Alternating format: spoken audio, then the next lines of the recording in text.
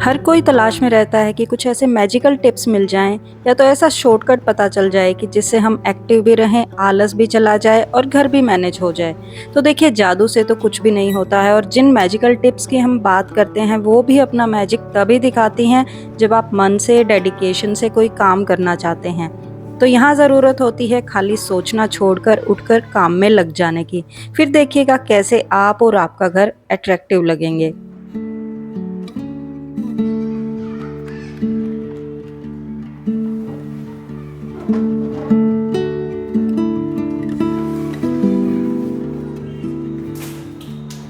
तपती गर्मियों में जब बारिश होती है उससे ज़्यादा सुंदर और उससे ज़्यादा सुहाना कुछ भी नहीं लगता है। पिछले दिन हुई बारिश ने सारा ही मौसम इतना अच्छा कर दिया है कि साफ़ सफाई में ऑटोमेटिकली मन लगता है। तो वेदर को खाली एंजॉय करने की बजाय हम चाहें तो उसका कुछ ना कुछ फ़ायदा भी उठा सकते हैं। ये वाला जो मेरा एरिया है छत का, यहाँ पर साफ़ सफाई करने आना बहुत ज़्यादा मुश्किल हो जाता है क्योंकि बहुत ज़्यादा गर्मी हो जाती है। तो इसी मौसम का फ़ायदा उठाते हुए मैंने सोचा क्यों ना आज इस एरिया को एक हल्का-फुल्का क्लीन अप दे दिया जाए। ये पाइप वगैरह इस तरह की चीज़ें सब हमारे घर में ही रखी होती हैं, इनकी कोई जगह ही डिसाइड नहीं होती है। बट इनको अगर हल्का-फुल्का क्लीन करके रख दो फिर इतना ज़्यादा बुरा नहीं लगता है। ये साफ़-सफ़ाई करना मुझे ज़्यादा मुश्किल नहीं लगता है, बट मुझे डर एक ही चीज़ का लगता है कि कहीं से भी छिपकली वगैरह ना दिख जाए। इसलिए बहुत ध्यान से देख-देख के मैं वो चीज़ें वो हटा रही थी, साफ़-सफ़ाई कर रही थी और जहाँ पर मुझे चांस लगा तो उसको मैंने एज़ इट इज़ छोड़ दिया है। यहाँ की विंडो वगैरह हैं, उनको हल्का-फुल्का क्लीन कर दिया है।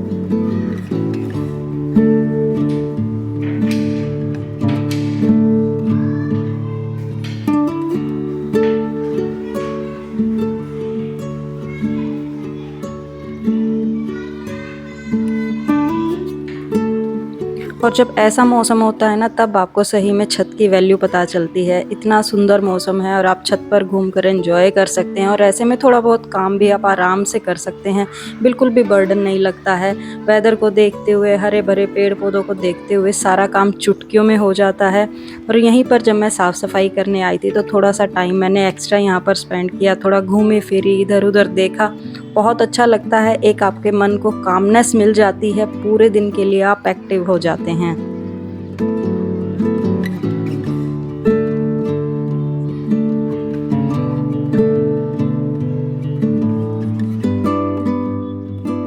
सुबह के सारे काम निपटाने के बाद मुझे बाहर जाना था किसी काम के लिए और जब वापस आई तो फिर देखा कि घर में फिर से कामों की लाइन लगी होती है। जितने भी आयरन वगैरह करवाए थे कपड़े वो सब आ गए थे, उन सबको मुझे सॉर्ट आउट करके रखना था।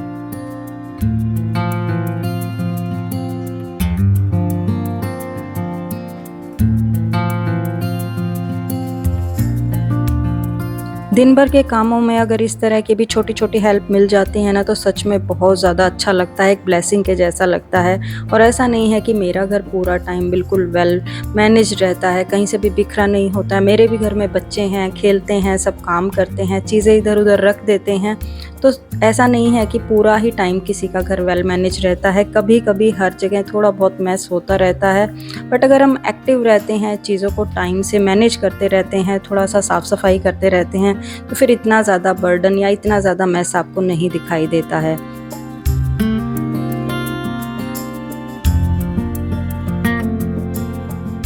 अच्छा देखिए, थोड़े बहुत रिसोर्सेज तो हम सबके पास होते हैं, कुछ ना कुछ ऑर्गेनाइजेशन के, कुछ ना कुछ चीज़ें हम सबके पास होती हैं, बट सही तरीके से उनको यूटिलाइज़ करना, सही तरीके से यूज़ करना आना वो भी बहुत ज़्यादा ज़रूरी होता है। कई बार हम ध्यान नहीं दे पाते हैं, हमारे पास ऐसी छोटी-छोटी चीज़ें होती हैं जो हमारे लिए बहुत ज़्यादा हेल्पफुल हो सकती हैं।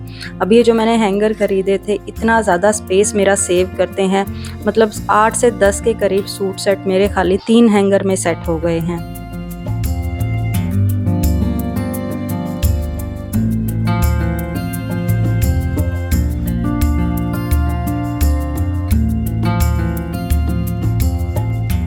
मैंने अलमीरा में हर एक चीज़ का एक अलग सेक्शन बनाया हुआ है, कपड़ों का, दुपट्टों का, नाइट सूट्स का।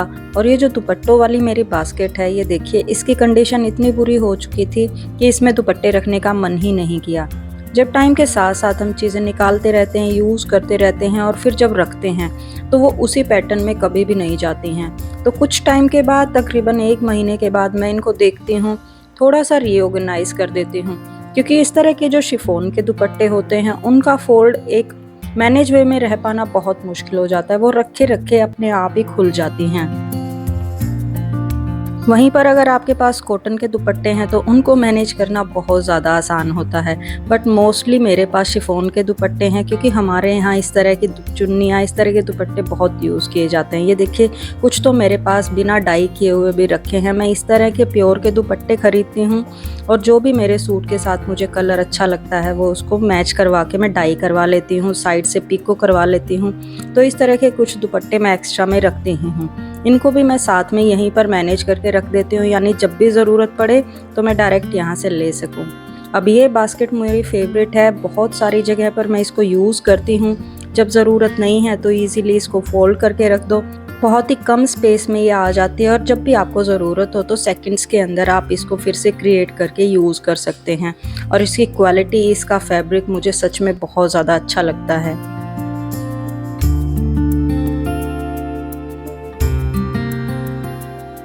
सारे ही दुपट्टों को मैंने फोल्ड करके इस तरह से रख दिया है, लेकिन जब आप शिफॉन पर शिफॉन के दुपट्टे रखते हैं इस तरह से तो वो फिसलते ही हैं। तो इनके बीच में थोड़ा सा सेक्शन मैंने क्रिएट करने की सोची है ताकि एक सेपरेशन रह सके, यानी जो मेरे कॉटन के दुपट्टे हैं उनको मैं बीच में लगा दूंगी ताकि जो दोनों सेक्शन है वो कम से कम मैच हों।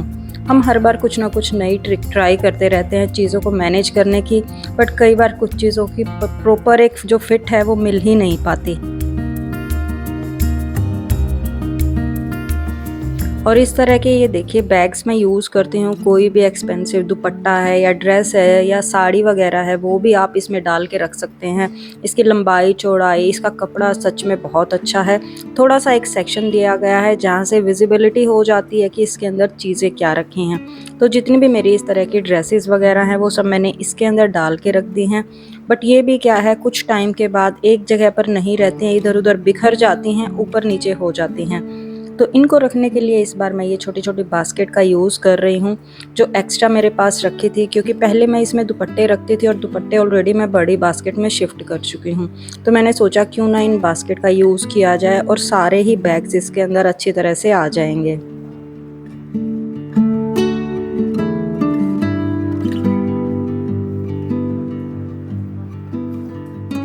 अब अगर इस तरह से मैं इनको रखूँगी तो बिल्कुल भी इधर उधर बिखरेंगे नहीं, एक जगह पर रहेंगे। और जब अलमीरा को आप खोल के देखते हैं तो उसमें भी काफ़ी अच्छी तरह से ऑर्गेनाइज लुक आता है इनकी वजह से।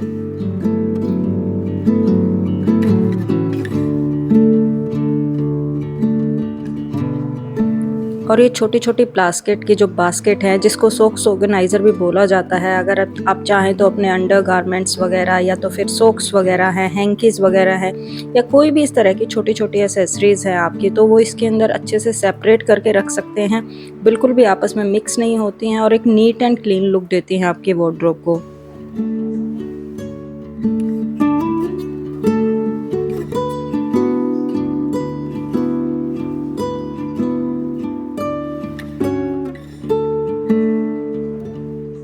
ये देखिए, अब तक का सारा ऑलमोस्ट सारा सेक्शन प्रॉपरली फिट हो चुका था, बट ये जो मेरा हैंगिंग ऑर्गेनाइज़र है जिसके अंदर मैं अपने नाइट सूट या जीन्स या टॉप्स वगैरह रखती हूँ, इसकी भी कंडीशन कुछ टाइम के बाद इस तरह से हो जाती है।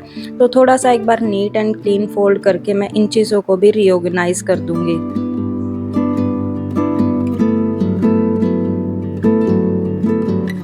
अब ये सब चीज़ें रीऑर्गेनाइज़ करनी इसलिए भी ज़रूरी हो जाती हैं, बहुत सारे कपड़े हमारे ऐसे होते हैं जो ज़रूरत के नहीं रहते, पीछे की तरफ रखे रहते हैं, हम उनको यूज़ भी नहीं करते हैं और बहुत सारे नए नाइट सूट या नए कपड़े भी हम खरीदते रहते हैं। तो हाल ही में मैंने भी कुछ नए नाइट सूट खरीदे हैं, टी शर्ट पजामा वगैरह, तो वो सबको मैं अच्छे से लगा कर रख रही हूँ। ये देखिए, इनको मैंने पहले वॉश किया है उसके बाद ही मैं यूज़ करती हूँ। तो इस बार मैंने डिसाइड किया है पजामा टी शर्ट का इस तरह से मैं एक प्रॉपर फोल्ड बनाऊँगी, साथ में इनको अटैच करके रखूँगी ताकि जब एक चीज़ निकालो तो दूसरी चीज़ ऑटोमेटिकली उसके साथ आ जाए, अलग अलग से मुझे उसको ढूंढना ना पड़े।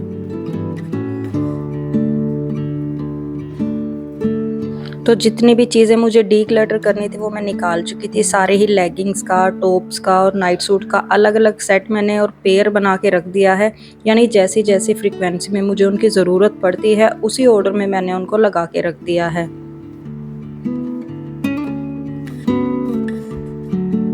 बहुत सारे लोग कमेंट करते हैं कि ये जो हैंगिंग ऑर्गेनाइज़र है बिल्कुल भी अच्छा नहीं है, बट अगर आप मेरी वीडियोस लंबे टाइम से देख रहे हैं तो तकरीबन 3 साल से ये मेरे पास है और इसकी कुछ भी हालत ख़राब नहीं हुई है। ये एज़ इट इज़ है, बड़े अच्छे से काम कर रहा है, ना कहीं से फटा है, बड़े अच्छे से सारी ही चीज़ें ऑर्गेनाइज़ हो जाती हैं, यानी आपका वर्टिकल स्पेस है वो प्रॉपरली यूटिलाइज़ हो जाता है। तो अगर आप सोच रहे हैं इसको ख़रीदने की तो बिल्कुल भी हेजिटेट मत कीजिएगा। ये देखिए, इसमें सारे मेरे कपड़े अच्छी तरह से आ गए हैं, पूरा का पूरा स्पेस यूटिलाइज हो गया है। यहाँ पर ज़रूरत की बाकी चीज़ें रखने के बाद जो बाकी का स्पेस है अभी मैंने खाली छोड़ दिया है, क्योंकि कुछ ऐसी चीज़ें आ जाती हैं जिनको स्पेस नहीं मिलता है, या तो फिर मेरा कैमरा है, उसकी एसेसरीज़ है, लैपटॉप है, वो भी कई बार मुझे अलमारी में रख के जाना होता है, तो उन सब के लिए मैंने वो जगह खाली छोड़ दी है। और अब मैं आ गई थी बच्चों के कमरे में।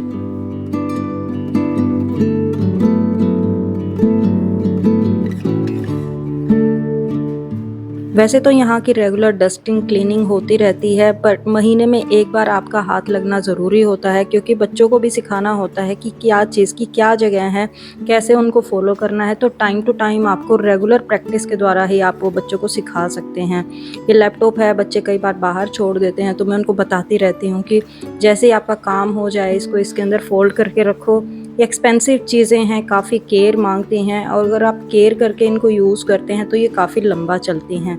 इस लैपटॉप बैग के अंदर अच्छी खासी पॉकेट हैं, तो जितनी भी इसकी एक्स्ट्रा वायर हैं, एसेसरीज़ हैं, वो सब इसके अंदर आ जाती हैं। सारी चीज़ें एक ही जगह पर मिल जाती है जब भी ज़रूरत होती है तो।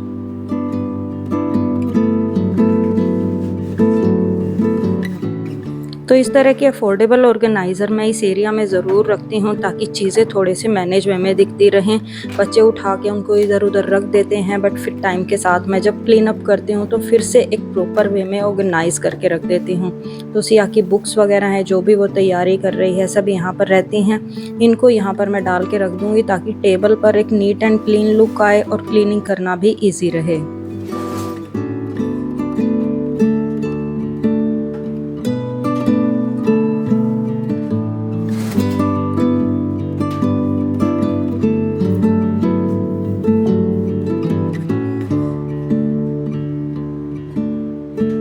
आप में से कुछ लोग मुझसे इस टेबल का भी लिंक मांगते हैं, तो ये मैंने मार्केट से नहीं खरीदी थी। जब घर में लकड़ी का काम हुआ था तभी ये सब चीज़ें, ये फर्नीचर हमने बनवाए थे, और ये बहुत ही अच्छी लकड़ी से बने हुए हैं, यानी इंजीनियर्ड वुड नहीं है, तो इसमें से कोई दीमक वगैरह निकलना या किसी भी तरह से टूटना फूटना, प्लाई निकलना, वो कोई भी दिक्कत नहीं आती है। तकरीबन 8 से 10 साल हो चुके हैं इस टेबल को हमें बनवाए हुए, और ये एज़ इट इज़ चल रही है। और हल्की फुल्की रिपेयरिंग आप चीज़ों की करवाते रहें तो उनकी लाइफ लंबी हो जाती है। आप ऑनलाइन किसी भी साइट से इस तरह की टेबल्स के डिज़ाइन वगैरह देख सकते हैं, और फिर अपनी ज़रूरत के अनुसार आप उनको डिज़ाइन करके जब घर में काम चलता है तो बनवा लें, तो ज़्यादा बेटर वे रहता है।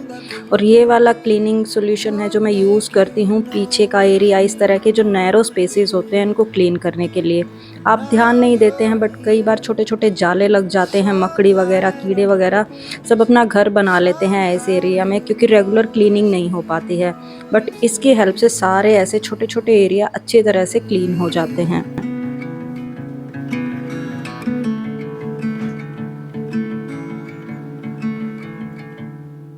तो बच्चों के रूम की बेडशीट मैं इसीलिए चेंज कर रही हूँ क्योंकि यहाँ के मैट्रेस की भी कंडीशन मुझे चेंज करनी है। आप कितना भी बच्चों को मना करें, हल्की फुल्की चीज़ें वो यहाँ बैठकर खाते ही हैं, और हल्की फुल्की भी अगर मुझे चींटियाँ दिख जाती हैं तो मुझे थोड़ी सी टेंशन हो जाती है।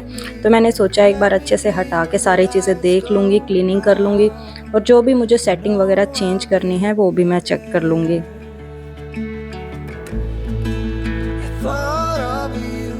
जितने भी हमारे मैट्रेस होते हैं वो दो तरह से आते हैं, एक तरफ थोड़े से सॉफ्ट होते हैं और एक तरफ हार्ड होते हैं। तो विंटर में हम सॉफ्ट वाले यूज़ करते हैं, और गर्मियों के टाइम पर हार्ड वाला सेक्शन यूज़ करना होता है। तो ये पलटा नहीं गया था, क्योंकि सिया लंबे टाइम तक वही वाला यूज़ करना चाह रहे थे, और अब प्रॉपर गर्मी आ चुकी हैं तो मैंने हार्ड वाली साइड ऊपर की तरफ कर दी है। और इस तरह से अगर हम पलटते रहते हैं मैट्रेस को तो इनकी लाइफ ही लंबी हो जाती है, वरना एक तरफ से ये बैठना शुरू हो जाते हैं।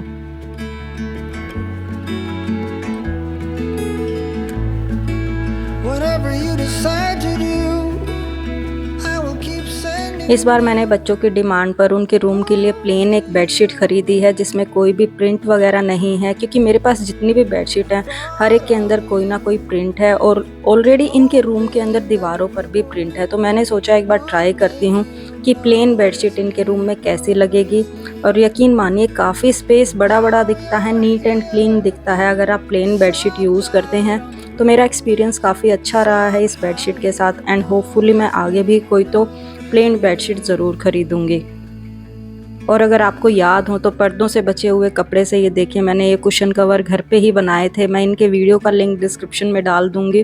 परफेक्टली इस बेडशीट के साथ जा रहे हैं ग्रे कलर के साथ, और यहाँ पर मैंने इनको लगा दिया है, बहुत अच्छे लग रहे थे। और साथ ही में इनके रूम के लिए मैंने एक दोहर भी परचेज़ की थी, जैसा कि मैंने आपको लास्ट वीडियो में बताया था। इसका कलर प्रिंट भी मुझे बहुत ज़्यादा पसंद आया। कॉटन का कपड़ा है, बहुत ही बारीक है, यानी गर्मियों के लिए ही है ये। तो आप 2 साइड इसमें प्रिंट है, जैसा भी प्रिंट आपको पसंद हो वो साइड आप ऊपर करके लगा सकते हैं।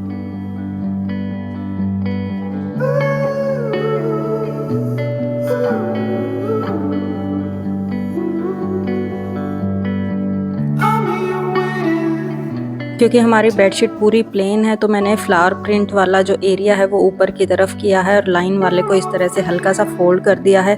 अदरवाइज इसको दूसरे तरीके से लगाते हैं तो भी ये बहुत अच्छा लग रहा था।